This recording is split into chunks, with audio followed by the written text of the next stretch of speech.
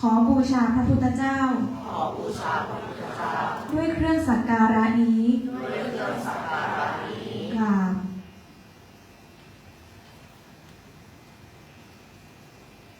อิมินาสการเรนะธัมมังปูเชมะข้าพเจ้าทั้งหลาย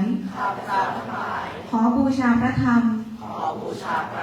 ด้วยเครื่องสักการะนี้กราบ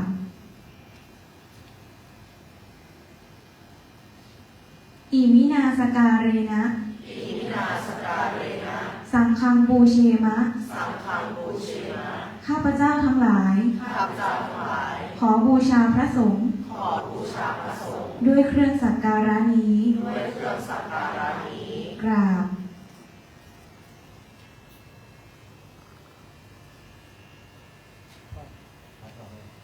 ขอให้ทุกท่านนั่งพับเพียบให้เรียบร้อยและพนมมือไว้ค่ะ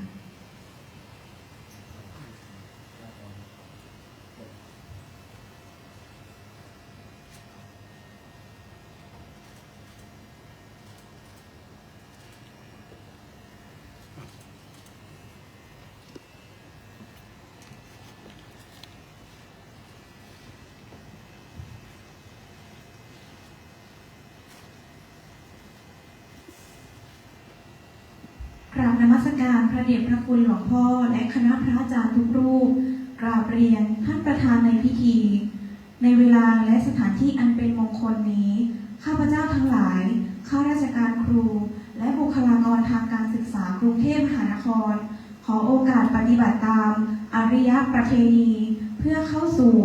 พิธีมอบตัวเป็นศิษย์แด่คณะพระอาจารย์ทุกท่านชีวิตของข้าพเจ้าได้เกิดมาเป็นมนุษย์ปรารถนาความสุขสงบเย็นเท่าที่ผ่านมาดูเหมือนว่ายังมีความมืดมนสับสนในการดำเนินชีวิตไร้แสงสว่างที่จะนำทางไปสู่ความต้องการได้แต่ข้าพเจ้าทั้งหลายก็ยังมีความหวังในวิถีทางคำสอนทางพระพุทธศาสนาโดยศรัทธาในคณะพระอาจารย์ทุกรูปข้าพเจ้าทั้งหลายเชื่อมั่นว่าท่านสามารถที่จะอบรมสั่งสอนแนะแนวทางปฏิบัติธรรมนำความสุขสงบเย็นให้แก่ชีวิตข้าพเจ้าทั้งหลายได้เพื่อความถูกต้องและดีงามข้าพเจ้าทั้งหลายจึงขอปฏิญาณมอบกายใจแก่ท่านทั้งหลายด้วยว่าขอให้คุณครูทุกท่านกล่าวตามข้าพเจ้าดังนี้ข้าพเจ้าทั้งหลายขอมอบตัวเป็นศิษย์แด่พระเดชพระคุณหลวงพ่อคณะพระอาจารย์ทุกรูปขอท่านได้โปรดเมตตารับข้าพเจ้าทั้งหลายไว้ในฐานะเป็นศิษย์ขอเมตตาธรรมอันเปี่ยมล้นของท่านได้โปรดกรุณาอบรมสั่งสอนให้ความรู้และแนวทางปฏิบัติธรรมหากมีสิ่งใดบกพร่องหรือผิดพลาดประการใดกรุณาว่ากล่าวตักเตือนแนะนำหรือลงโทษตามสมควรพวกข้าพเจ้าขอน้อมรับคำสั่งสอนด้วยความเคารพทั้งนี้เพื่อความเจริญในธรรมแก่ข้าพเจ้าทั้งหลายนี้ด้วยเถิดขอให้เพื่อนๆทุกท่านกล่าวคำอาราธนาศีล 5พร้อมกันมยังพันเตวิสุงรักนทายะติสรเนนะสหปัญจศีลานิยาจามะทุติยัมปิมยังพันเตวิสุงรักนทายะติสรเนนะสหปัญจศีลานิยาจามะตติยัมปิมยังพันเตวิสุงรักนทายะติสรเนนะสหปัญจศีลานิยาจามะตั้งใจรับศีลนะตั้งใจรับศีลนะโมตัสสะภะคะวะโตอะระหะโตสัมมาสัมพุทธัสสะ นะโมตัสสะภะคะวะโตอะระหะโตสัมมาสัมพุทธัสสะนะโมตัสสะภะคะวะโตอะระหะโตสัมมาสัมพุทธัสสะนะโมตัสสะภะคะวะโตอะระหะโตสัมมาสัมพุทธัสสะนะโมตัสสะภะคะวะโตอะระหะโตสัมมาสัมพุทธัสสะนะโมตัสสะภะคะวะโตอะระหะโตสัมมาสัมพุทธัสสะพุทธังสรณังคัจฉามิ พุทธังสรณังคัจฉามิ ธัมมังสรณังคัจฉามิ ธัมมังสรณังคัจฉามิ สังฆังสรณังคัจฉามิ สังฆังสรณังคัจฉามิ ทุติยัมปิพุทธังสรณังคัจฉามิ ทุติยัมปิพุทธังสรณังคัจฉามิ ทุติยัมปิธัมมังสรณังคัจฉามิ ทุติยัมปิธัมมังสรณังคัจฉามิ ทุติยัมปิสังฆังสรณังคัจฉามิ ทุติยัมปิสังฆังสรณังคัจฉามิ ปฏิยัมปิพุทธังสรณังคัจฉามิ ตติยัมปิพุทธังสรณังคัจฉามิ ตติยัมปิธัมมังสรณังคัจฉามิ ตติยัมปิธัมมังสรณังคัจฉามิ ตติยัมปิสังฆังสรณังคัจฉามิ ตติยัมปิสังฆังสรณังคัจฉามิ สรณักกมนังนิธิตังปานาติปาตาเวรมณีสิกขาปะทังสมาธิยามิ ปานาติปาตาเวรมณีสิกขาปะทังสมาธิยามิ อะทินนาทานาเวรมณีสิกขาปะทังสมาธิยามิ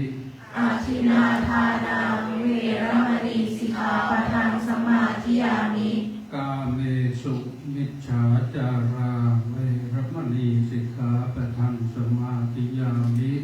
กาเมสุมิชฌาจาราเวรมณีสิกขาปะทังสมาธิยามิ มุสาวาทาเวรมณีสิกขาปะทังสมาธิยามิ มุสาวาทาเวรมณีสิกขาปะทังสมาธิยามิ สุราเมรยมัชฌัปปมาสฐานาเวรมณีสิกขาปะทังสมาธิยามิ สุราเมรยมัชฌัปปมาทฐานา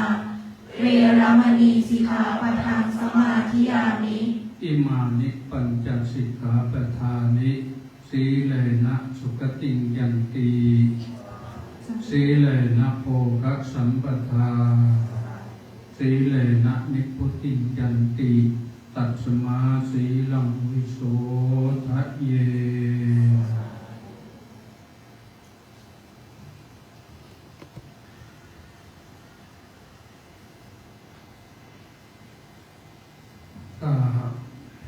รับศีลแล้วนะต้อนรับทุกครูทุกท่านทุกคน ตั้งแต่ผู้บริหารมาถึงคุณครูและบุคลากรทางการศึกษาทุกท่าน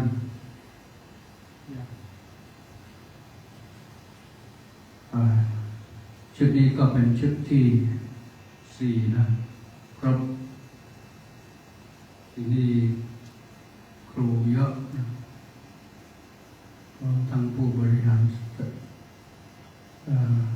บุคลากรทางการศึกษาก็แยกชุดละตั้ง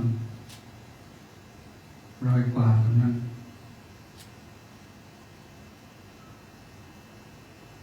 ครูนะต้องเป็นครูต้อนรับก่อนลืมต้อนรับแล้วในนามของหลวงปู่พระสมภพวชิรมงคลเป็นเจ้าอาวาสอายุ95 ปีแล้วแต่ท่านยังแข็งแรงทำวัดเช้าทำวัดเย็นเป็นประจำท่านก็เป็นครูที่ดีของพระ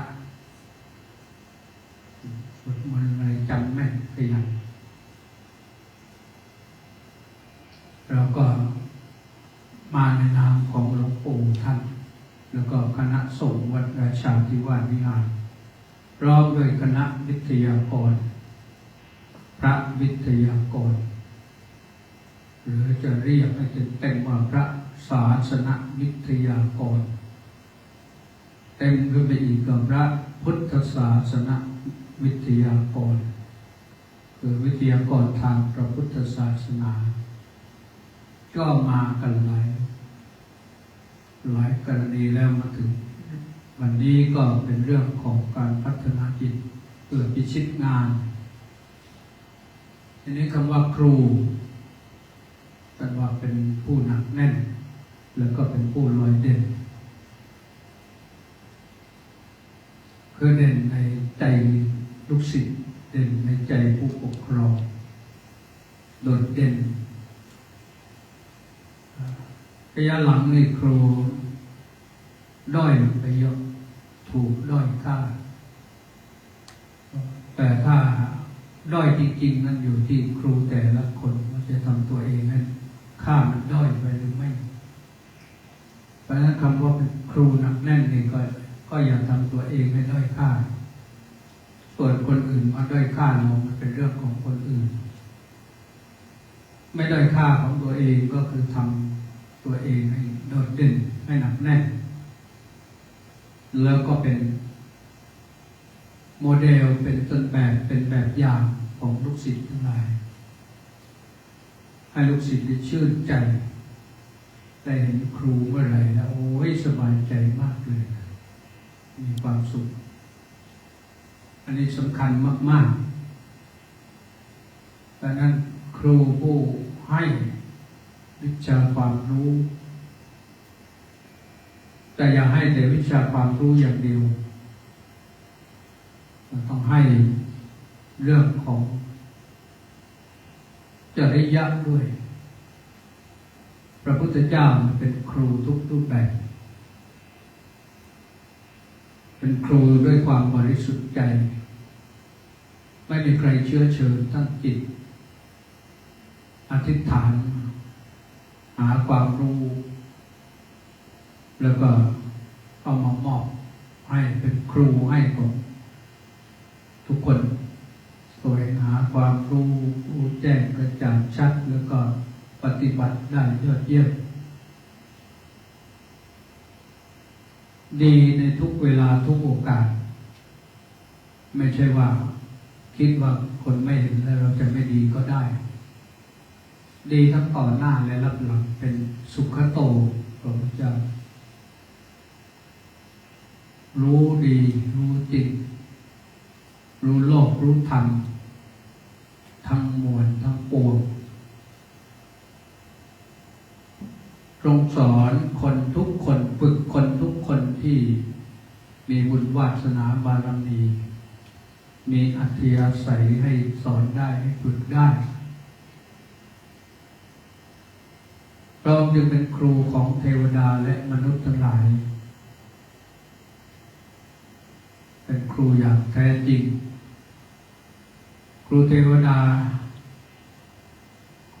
และมนุษย์ก็คือเราประยุกต์มาใช้เป็นครูของลูกศิษย์และครูของผู้ปกครองมารดาบิดาด้วยสอนลูกให้นำเอาธรรมะไปถึงแม่ถึงพ่อถึงปู่ย่าตายายผู้ปกครอง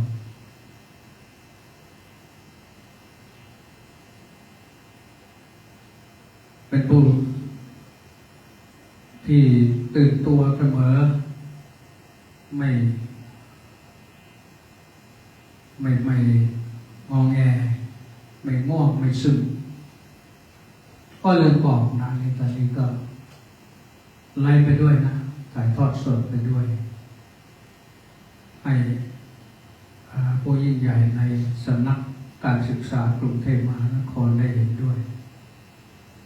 เห็นทั้งครูเห็นทั้งผู้บุคลากรทางการศึกษาก็ถ่ายไปทั่วเลยได้มีคนดูมาหลายมุมของประเทศไทยต่างประเทศก็มี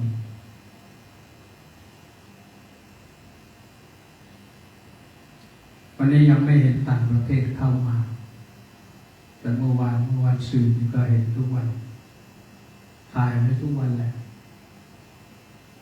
ให้ชาวโลกได้รู้ด้วยว่าครูกทมนี่เขาเป็นครูกันยังไง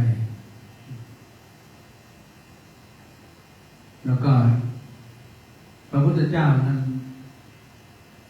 เป็นผู้รู้จริงๆตื่นตัวเบิกบานที่สำคัญก็คือพระองค์สัมมาสัมพุทโธค้นหาความรู้ได้ด้วยตนเองด้วยทรงเป็นนักวิจัยการเป็นนักวิจัยก็ต้องรู้จักสังเกตอะไรมีปัญหาก็ค้นหาอุบายแก้ไขโดยนี้เราคิดว่ามันไม่น่าจะเป็นไปได้แต่มันเป็นไปได้ที่เขาค้นหาเขาทำงานวิจัยจนกระทั่งมาพบเรื่อง AI เรื่อง DeepSeek เนี่ยตัวเดียวกันแหละนะแต่ว่าคนละเจ้าของเลยก็สามารถทำอะไรได้ทุกอย่างอันนี้มันก็เกิดจากการที่เราโลกเป็นการศึกษาร่วมกันพัฒนาร่วมกันคิดพระพุทธเจ้านั้นให้ไว้ชัดเจนแล้วนะคุณสมบัติความเป็นครูของพระพุทธเจ้า9ประการเลยที่เราสวดกันคงจะสวดในบทอิติปิโสภควาอรหังสัมมาสัมพุทโธวิชชาจรณะสัมปันโนสุขโตโลกวิทูอนุตตรโบุริสธรรมสารถิสัทธาเทวมนุษสานังพุทโธภควาเนี่ยคุณสมบัติความเป็นครู9ประการเราก็ลองไปศึกษารายละเอียดเมื่อกี้พูดไปหมดแล้ว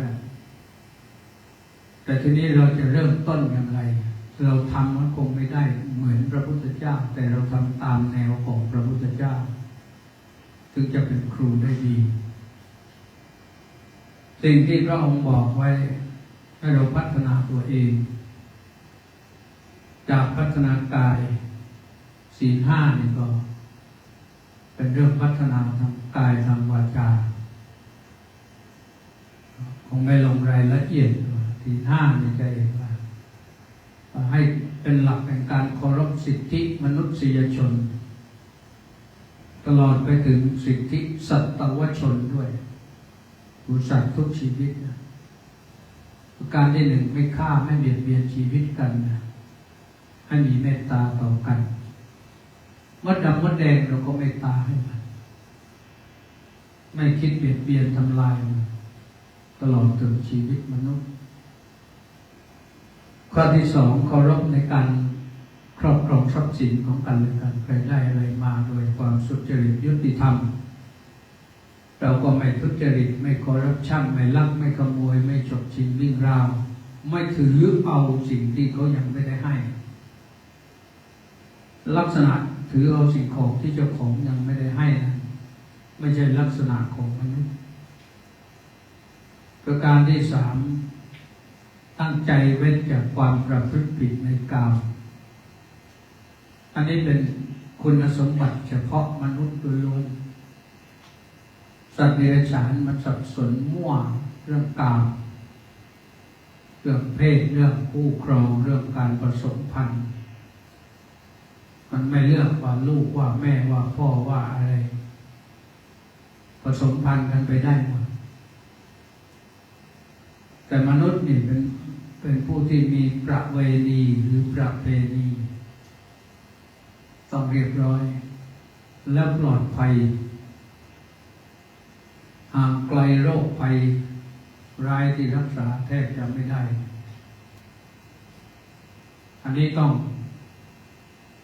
คิดนะแล้วก็ต้องนำมาปฏิบัติแล้วก็แบ่งให้ลูกศิษย์ด้วยเราจะเห็นว่าเมื่อประมาณช่วง10 ปี20 ปีที่ผ่านมาเนี่ยโรคสัมสอนทางเพศเนี่ยเอดส์มันฆ่าไปเสียเท่าไหร่รักษาไม่หายรีนะ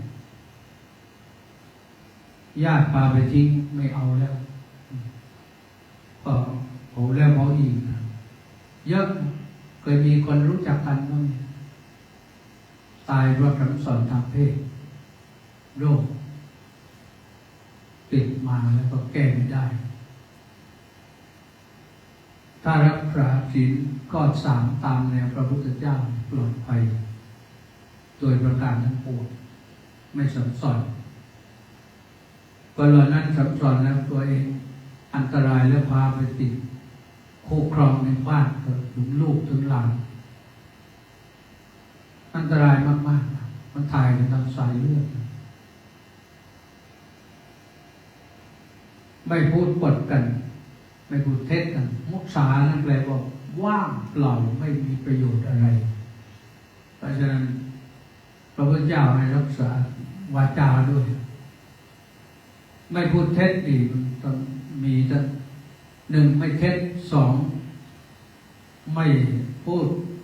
สร้างความแตกแยก3ไม่พูดคำหยาบ4ไม่พูดเหลวไหลไร้สาระ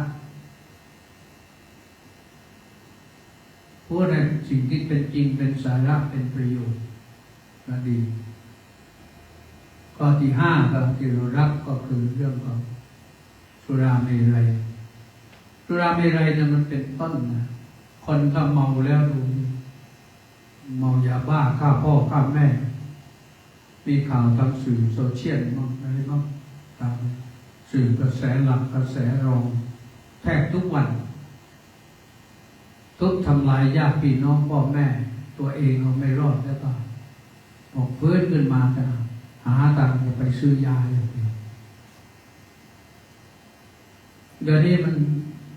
คนพวกนี้มันโหดร้ายจิตใจโหดร้ายพาสิ่งชั่วร้ายนั้นมาถึงเด็กๆต่อไปก็เป็นลูกศิษย์ของเราอย่าบุหรี่ไฟฟ้านะครูก็อย่าไปติดกันนะถ้ารู้ตัวว่าติดแล้วก็เลิกเด็ดขาดแล้วก็ไปบอกลูกศิษย์ด้วยเด็ก7 ขวบ 8 ขวบ 9 ขวบ 10 ขวบเอาแล้วบางครั้งบางทีได้ยินข่าวพ่อแม่ก็สนับสนุนลูกไปถึง12 13 14 15อายุเนี่ยผลสุดท้ายพอ13 14ปอดหมดแล้วรักษายังไงก็ไม่ได้ฤทธิ์ของบุหรี่ไฟฟ้าแต่บุหรี่ไฟฟ้าไฟดินมันก็อันตรายเหมือนกันอันตรายเหมือนกันมันมีผลเสียอย่างเดียวเพราะฉะนั้นเราควบคุมใจเราอย่างเดียวเนี่ยแก้ได้ใจเราคิดได้เห็นโทษมันเราก็ไม่ไปติดถ้าครูไปติดเองก็ไม่เจริญในชีวิตครูหรอกถ้าไปให้ปล่อยให้ลูกศิษย์ติดก็ครูก็ถือว่าไม่เจริญในหน้าที่อบรมศิษย์ไม่ได้เมื่อวานในฟังข่าวเขาบอกว่าครูไม่สามารถทำอะไรได้จะไปค้นกระเป๋าเด็กไม่ได้อย่าล่วงละเมิดสิทธิมนุษยชนเพราะว่ากฎหมายมันบ้ากันไปใหญ่แล้วแต่ก่อนแต่ไรมาครูมีหน้าที่ดูแลทั้งเรื่องการศึกษาและมีครูฝ่ายกิจการเมื่อก่อนฝ่ายปกครองแล้วก็เปลี่ยนมาเป็นฝ่ายกิจการนักเรียนปกครองไม่ได้แล้วต่อไปมันอยู่ที่กฎหมายนะมันกฎหมายทำลายชาติเรื่องไหนก็ไม่รู้ครูเป็นต้นแบบของเด็กไม่ได้แต่เป็นต้นแบบแต่ให้เด็กทำตามไม่ได้ก็ไม่รู้อะไรเหมือนกันอย่างไรก็ฝากคุณครูทั้งหลายมาช่วยให้ข้อคิดเตือนสติถึงจะไปค้นกระเป๋าไม่ได้จะไปดูไม่ได้เด็กไปแอบสูบบุหรี่ไฟฟ้าเนี่ยถ้าเขาฟ้องกันมามันอาจจะผิดจริงเพราะว่าเขาได้ต้นแบบแล้วเพราะฉะนั้นเราเตือนสติอย่าให้เขาเป็นไม่ ให้เห็นโทษเขาพูดไปเนี่ยเดี๋ยวโฆษณาแห่งประเทศไทยนี่เขาบอกว่าอะไรบุหรี่เดี๋ยวนี้บุหรี่ไฟฟ้าหาได้ง่ายมากกว่านั้นแล้วค่อยบอกว่ามันเป็นโทษเป็นอันตรายเด็กก็สงสัยเลยว่าอยากจะหาง่ายแล้วทำไมกูหาไม่ได้วะมันเป็นเรื่องพูดไม่เป็นแล้วจะเอาเรื่องอย่างนี้เข้ามาฟังแล้วสังเวชสลดใจกันนะก็ไม่รู้จะทำยังไงเราที่พูดทั้งหลายตัวทั้ง5 ข้อนี้เป็นกติกาฝึกกายฝึกใจตนเองพระพุทธเจ้าไม่ได้บังคับนะถ้าอยู่ในสมัยนี้ก็ถ้ายังทรงพระชนอยู่ก็คงจะมีนักกฎหมายมาพูดเหมือนกันนะพระพุทธเจ้าไม่มีสิทธิ์มาห้ามใครว่างั้นพระพุทธเจ้าก็ไม่ได้ห้ามนะศีลแต่ละข้อเนี่ยเราลงวัดสมาธิญาณนี้ข้าพเจ้าขอรับสิกขาบทคือเจตนางดเว้นจากการฆ่าจากการลักจากการประพฤติผิดในกามจากการกล่าวเท็จจากการเสพสิ่งมันเมาให้โทษมีสุราเมรัยเป็นต้นนั้นเป็นที่ตั้งแห่งความประมาทให้เราตั้งใจสมาทานคือรับไว้รักษารับศีลแล้วอย่าแค่รับตรงนี้แล้วก็ทิ้งไว้ที่นี่นะที่วัดนี่ก็มีศีลเยอะให้คุณครูพาศีลนี้ไปปฏิบัติทุกวันแล้วรับรองครูไม่ต้องไปกู้เงินสหกรณ์นะมีเงินใช้ก็ไม่ต้องสิ้นเปลืองยิ่งรักษาศีล8ยิ่งดีถามว่ารักษาศีล8แล้วจะอยู่ได้ไหมอยู่ได้สามเณรตัวน้อยๆยังอยู่ได้ครูก็ต้องอยู่ได้ทำงานได้พระนี่ก็อยู่ได้คน2-3 แสนคนยังปฏิบัติกันอยู่ได้นะเมื่อศีลดีแล้วเนี่ยต่อไปเราพัฒนาจิตเนี่ยที่จริงการรักษาศีลก็คือการพัฒนาจิตเบื้องต้นทำจิตใจให้เข้มแข็งถ้าจิตใจอ่อนกับเปรี้ยเพลียแรงนะฝึกใจก็ไม่ได้อะไรหรอกฝึกไม่ขึ้นต้องมีความอดทนพระพุทธเจ้าตรัสไว้ในวันขึ้น15 ค่ำเดือน 3วันมาฆะขันติปรมังตโปตีติฆาความอดกลั้นคือความอดทนเป็นตบะอย่างยิ่งคือเผากิเลสได้เป็นตบะแต่ตบะแล้วตัวเผากิเลสแล้วเราต้องอดทนการทำงานก็เหมือนกันเป็นครูสอนลูกศิษย์ก็มันร้อยพ่อพันแม่ต้องอดทนได้อย่าไปทำร้ายลูกศิษย์ในขณะเดียวกันเราต้องอยู่กับเพื่อนครูร้อยพ่อพันแม่เหมือนกันก็ต้องระมัดระวังอย่าทะเลาะในระหว่างครูกันเองอย่ามองคนอื่นว่าเป็นคนชั่วเป็นคนเลวคนร้ายคนไม่ดีทำไม่เป็นถ้าไม่เป็นก็บอกสอนกันแนะนำกันมองไปถึงผู้บริหารผู้ปกครองผู้บังคับบัญชาก็ต้องมีน้ำใจแก่กันสำคัญก็คือครูต้องเป็นนักวิจัยหาสิ่งที่ถูกต้องเสมอถ้าเราทำได้อย่างนี้เนี่ยเกิดมีขันติธรรมขึ้นอย่างนี้เนี่ยแสวงหาความรู้ได้ดีและพัฒนาตัวเองได้ดีชีวิตครูก็เจริญคุยโม้หน่อยนี่สอนตั้งแต่เด็กตอนนั้นสอนม.ป.ประถมปลายจนมาถึงสอนปริญญาเอกเมื่อวานในภาคบ่ายเขาเป็นกรรมการบัณฑิตวิทยาลัยก็เข้าประชุมอยู่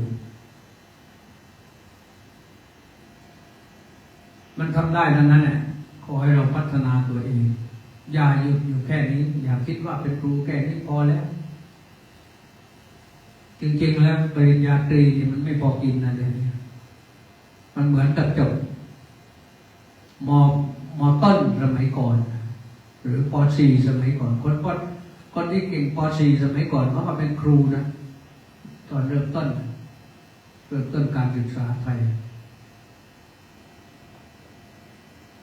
อยู่มาเอาไปจบ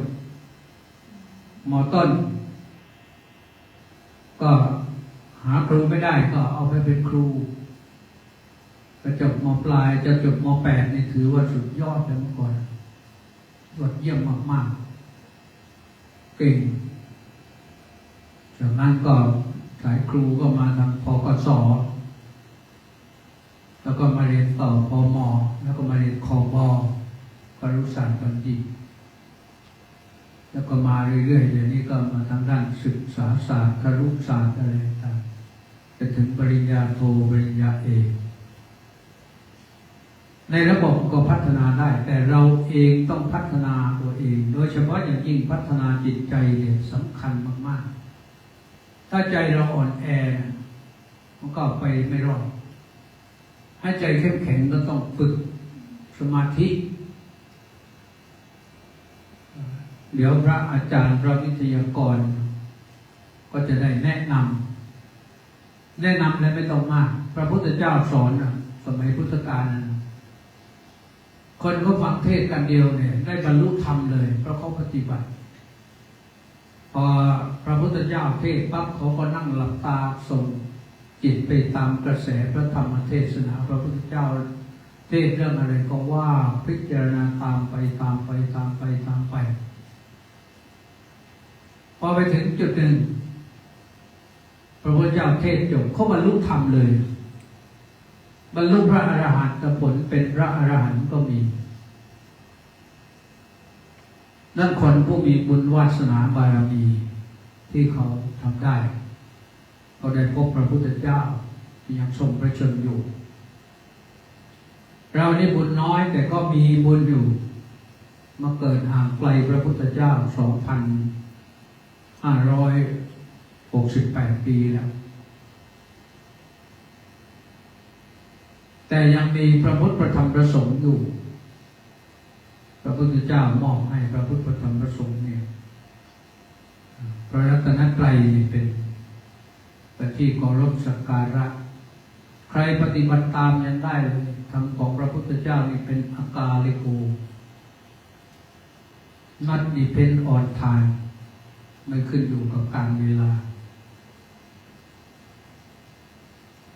และอยู่ไปอีก 2,000 ปี 20,000 ปีถ้ายังปฏิบัติตามอริยมรรคมีองค์ 8อยู่คนก็ยังโลกก็จะไม่ว่างจากพระอรหันต์เพราะฉะนั้นพวกเราในวิชาการปัจจุบันก็ว่าไปต้องนำมา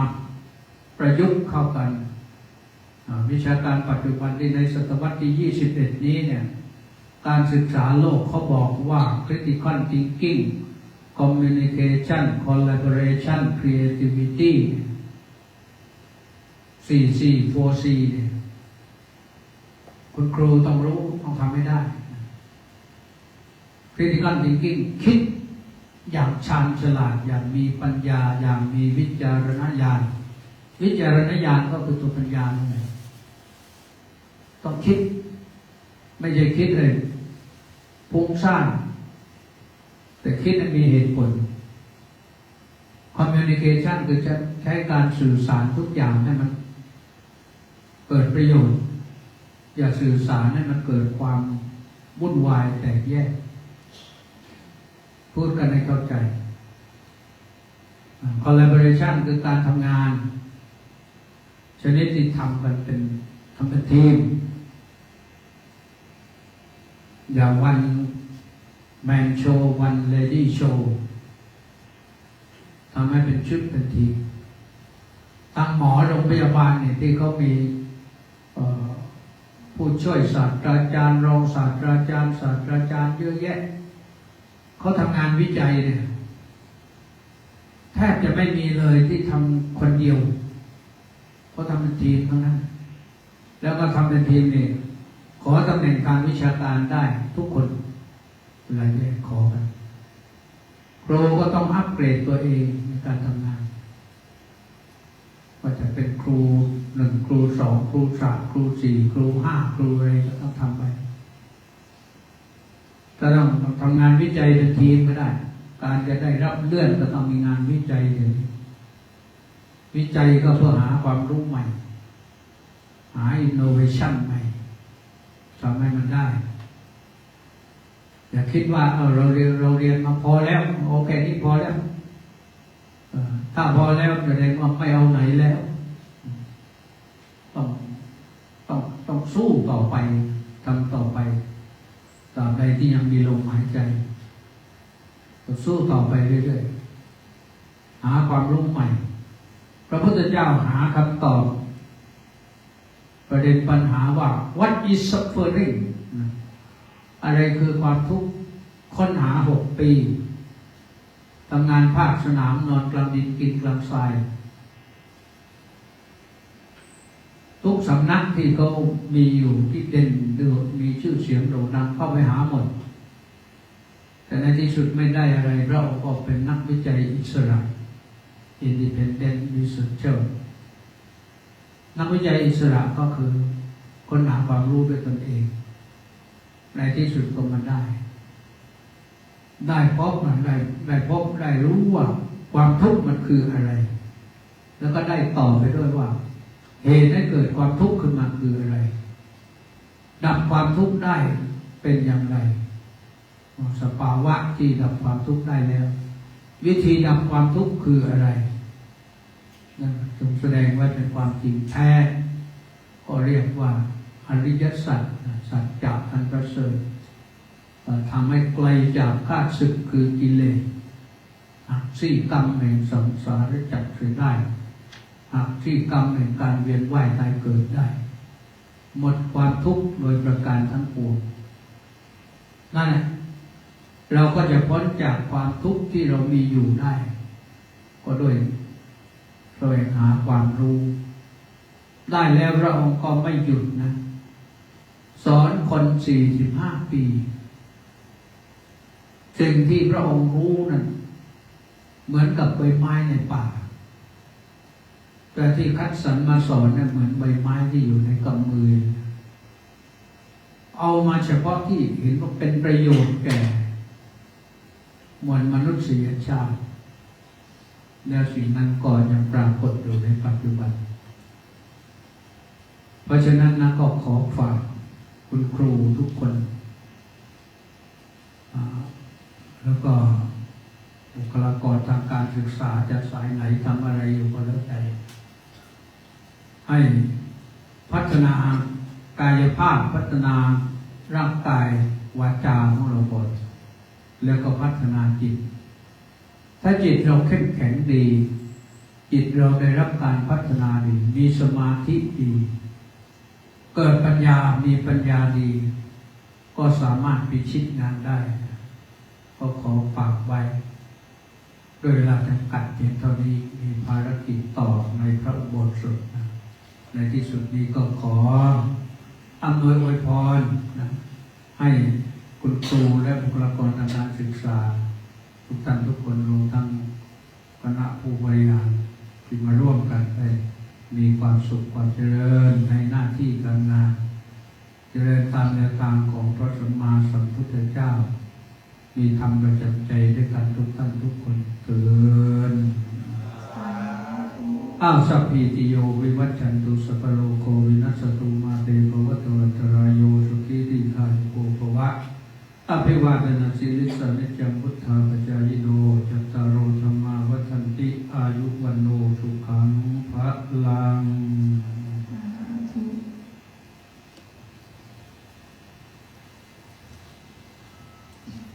จบนะเปิดปฐมนิเทศมาเปิดตัวนี้ตอนนั้นเราเรียกว่านอกรายการให้ศีลแล้วก็ทำหน้าที่เป็นให้ก็คิดพิเศษต่อไปทำอะไรบ้าง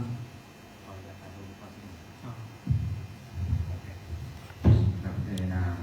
คณะครูข้าราชการกรุงเทพมหานครขอกราบขอบคุณในเมตตาธรรม การดำเนินชีวิตพัฒนาจิตวิชิตงานของคณะครูทุกท่านและต่อไปจะได้ความเมตตาธรรมพระเดชพระคุณหลวงพ่อได้เมตตาได้บันทึกภาพเพื่อเป็นที่เลือกกับคณะครูทุกท่านได้เป็นพรครูได้กับหลังหันจะได้พรเจ้าหน้าที่นิมนต์พระอาจารย์วิทยากรทุกรูปนะครับได้บันทึกภาพได้เป็นเกียรติให้กับคณะครูและก็ในองค์กรหน่วยงานครูได้ประน